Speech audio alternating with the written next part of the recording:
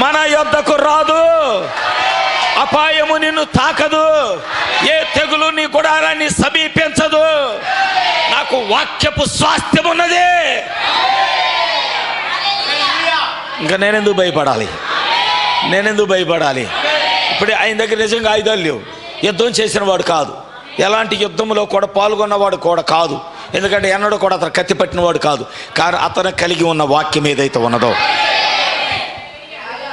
ఆ కొరడ, తన భార్య ధైర్యం చెప్తున్నాడు, ఏం పర్వాలేదమ్మా, నువ్వు ధైర్యంగా ఉండు, ప్రభు మనకు తోడుగా ఉన్నాడు. ఈ ధైర్యం రావాలి ఈరోజు నీకు. దేవుడు నాకు తోడై ఉన్నాడన్న ధైర్యం నీకు వస్తే, నువ్వు సైతాను వచ్చి నీ స్వాస్థ్యములో ఒక గింజను కూడా తీసుకెళ్తానికి నువ్వు ఇష్టపడవు. దేవుని దగ్గర అలాంటి విశ్వాసాన్ని కలిగి ఉంటావు, దేవుని యొద్ద అలాంటి నమ్మకాన్ని కలిగి ఉంటావు. ప్రభువా